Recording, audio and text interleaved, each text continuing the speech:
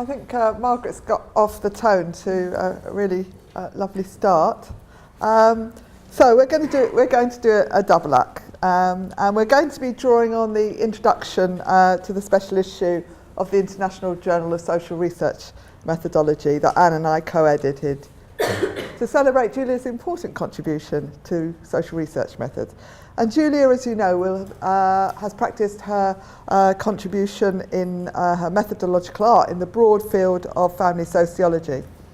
But she's also had an influence far beyond that substantive topic and discipline. And one of those example of those influences is being a founding editor of the Methodology Journal.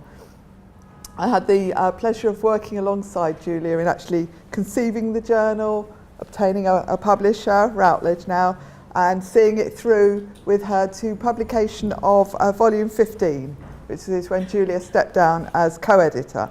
And I miss, and I doubt that Peter misses them, but I miss our Sunday morning telephone conversations where Julia and I discussed difficult decisions. And in the early days, both of us read every article and every set of referees' comments on them before actually the actual sheer volume of work meant to say that we had to institute a division of labour. And over the years, I've learnt a lot from Julia's very meticulous and insightful attention to each submission. I gained a lot from just discussing methods on those Sunday mornings with Julia, but I also learnt a lot about collegiality. And Julia's played a major role in shaping the whole tone of the journal. She was instrumental in steering it into an established international methodological publication. It's now the high impact rating that it's got today. And I am my co-editors, who are now Malcolm Williams and Christina Hughes. We're so pleased that Julia remains involved on the editorial board. We and all the members of the editorial board were really enthusiastic about marking Julia's crucial role in the journal and more widely through this sort of celebration issue. We invited papers from colleagues who are all internationally noted scholars, and quite a few of whom are speaking at this event. Now, the rationale for starting the journal all those years ago was concerned with what are the precepts, what are the principles that govern the practice of social research. And those precepts and principles relate really strongly to key recurring themes that have informed Julia's methodological practice. Now, not least of that is Julia's recognition of the philosophies and the values that are crucial to the practice of high quality research, and her enthusiasm for exploring them and enabling other people to explore them too. So the journal, in fact, is a sort of facilitating forum for those kind of discussions. Another is Julia's interest in putative methodological boundaries. The journal sets out to embrace a whole range of different methodological traditions and to create bridges between them too. And then there's Julia's interest in time and social change and the moment. We developed the journal, we sort of mooted it at a point when the practice of social research was starting to really expand both inside and outside of academia.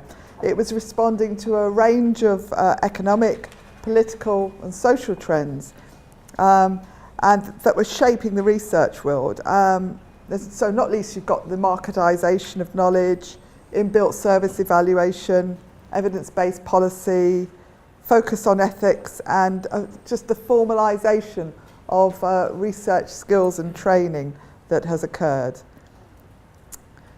But the journal is just one contribution that Julia has made to understanding and developing methodology. She's also been involved in, I don't know if you can see, providing the sort of population of social researchers, if you like, with a whole range of edited handbooks and guides to aspects of social research.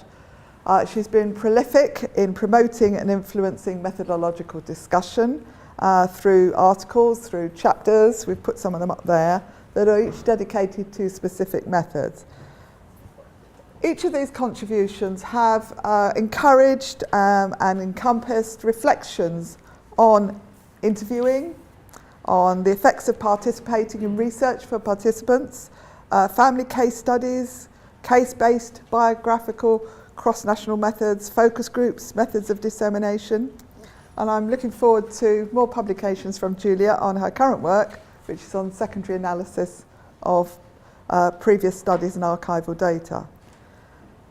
And if we turn to Julia's substantive work and her monographs and so on, actually illuminative methodological discussion are always part of those too. So for example, in Give and Taken Families, that was co-authored with Gail Wilson, I think Julia was instrumental in changing and challenging that sort of predominant black box conceptualization of the household, and arguing for a conceptual and a methodological focus on the gender distribution of resources within households. And in Working and Caring over the 20th Century, which was co-authored by Peter Moss and Anne Mooney, Julia was part of establishing a biographical intergenerational approach that was adapting narrative methods. And I think, for me anyway, perhaps the most high profile is Julia's major influence on the practice of mixed methods research, where I think it's fair to say that she established bringing together quantitative and qualitative paradigms in the UK as an explicit field of interest. And Julia's published, a number of key articles, invited chapter contributions, methods reviews, and an edited collection on the topic. And was an invited associate editor of the Journal of Mixed Methods from that publication's inception when it started. And Julia edited a collection on the topic that's been especially significant in shaping debate and practice internationally. So when I looked last week, it had been cited nearly 1,000 times. So as you can see, well, not really, but there, in the lower right-hand side, within that red circle, Julia's article contribution to a special issue on mixed methods. It is the most downloaded paper from the journal's website. It's held that position for nearly a decade. And similarly, Julia's review paper for the National Centre for Research Methods is her review paper on mixed methods has been consistently listed in the 5 top downloaded papers since it first appeared in 2007. Now, there's also, as Margaret was showing, there's a less public face to Julia's contribution to encouraging methodological initiatives and the people who practice them. Julia's been a member of the ESRC's Methods and Infrastructure Committee, and she was helping to inform decision making by what is actually still a largely survey-facing body. She's acted as a champion for qualitative and mixed methods in that environment. And Julia also acted as a liaison member for that committee for the UK's Timescape study, which was the only large investment in qualitative longitudinal research in the UK. So she's provided wise advice to that study team behind the scenes, and Rachel was also a member of that team. So we have stories of this sort of informal background support from loads and loads of people. But just want to give you a quote from one of them who is on the editorial board, who, when we were discussing the special issue that Anne and I were going to co-edit, he wrote to us, "Julia is one of those people who have shaped my career, not only by her research and writing, but in her wider roles. I know that there are many people who would say the same about Julia and how she's helped them in their careers." And Anne and I would count ourselves amongst those many people, so I'll hand over to her. And the mic, I'll hand over the mic as well.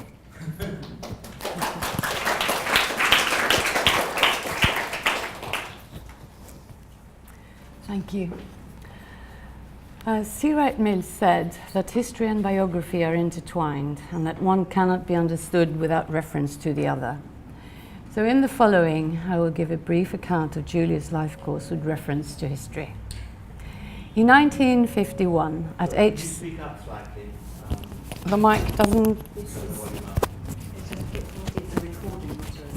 All right.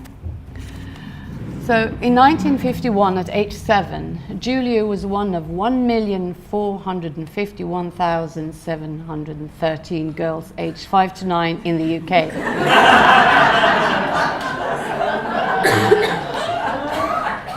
From 1949, she had been a schoolgirl. She belongs to a birth cohort which, relatively speaking, is part of the much debated baby boomers. The UK this cohort was born into was a highly class and gender divided society. However, the period of their youth coincided with what Eric Hobsbawm called the Golden Age. The parents of this age group had experienced the hardship during 2 world wars and the Great Depression of the 1930s. Following the Second World War, however, the economies of Western Europe were rebuilt and expanded. In the UK, as well as in many other Northern European countries, investments in public infrastructure increased, welfare states were created, and free access to education for all became a goal, and a conceivable one at that. During this period, in contrast to the present, Keynesian economics was seen to, and indeed did, provide prosperity for the many in society. By the 1960s, the vast majority of the parent generation experienced full employment and relative affluence and witnessed the growth of new opportunities for their children. As a consequence, social mobility in Western countries, the UK included, both structural and intergenerational, increased until the 1980s. In 1962, aged 18, Julia graduated from upper secondary education in London and went straight to the University of Manchester to study social science. She graduated with honours in 1965 and was married to Peter in the same year. At the time, only a small proportion of young people entered university, and women were a minority of this minority. Gender continued to be as important as class in shaping university experience during the 1950s and early 60s. Bright female school leavers were more likely to be channeled into teacher training colleges than universities. Shortages in teacher supply were a recurrent anxiety after the war. The system changed from the mid-1960s after the Robbins report recommended expansion of the number of universities and the opening of places to everyone who was qualified by ability or attainment. The proportion of school leavers going on to university increased from 3.4% in 1950 to 8.4% in 1970. The proportion of women gaining first degrees increased from about a quarter in 1960 to nearly a third in 1970. Immediately upon graduation, Julia started postgraduate studies, planning to do a research-based Master of Social Science at Newcastle University. Her subject was the changing economic and social role of women in a mining community where the pit had closed down.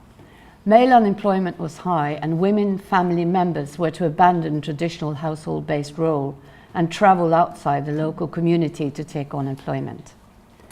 This ethnographic study of women who were becoming family breadwinners can be seen as a very early women's studies topic, and in its focus on family work and community, it prefigured themes that Julia was to return to at a professional level later in her career. Her first child, Alex, was born in 1967. Not 66, as it said in the article.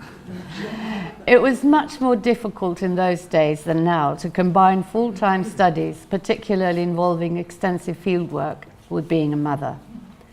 Very few women with small children were in employment, even those who had a degree.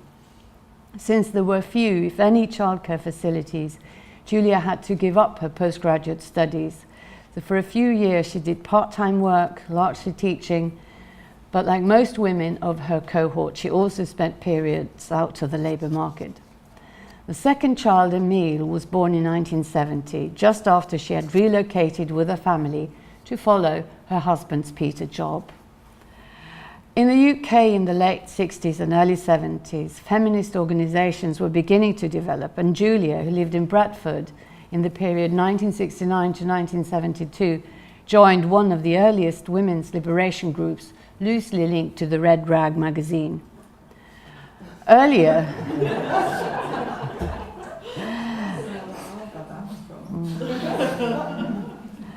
the women's strike for equal pay in Dagenham in 1968 became an important event for raising issues relating to women's lives and the 1970 Equal Pay Act reflected at a governmental level an emerging national consciousness around the issue of gender equality on the labour market. In 1972, Julia and her family moved again, this time to the south of England. At the University of Surrey, the sociology department had established a part-time Master of Social Science research programme. This course was convenient for women returners who had family obligations and could not do full-time studies. So Julia joined this programme and got her master's in 1978, when there were still very few women graduates at the master level. In the 1960s and 70s, most developed countries increased the amount of expenditure on social science and expanded its institutional base. In the UK, the expansion of universities was mirrored in an expansion of social science faculties and the establishment of the Social Science Research Council in 1965 to fund and encourage social science research.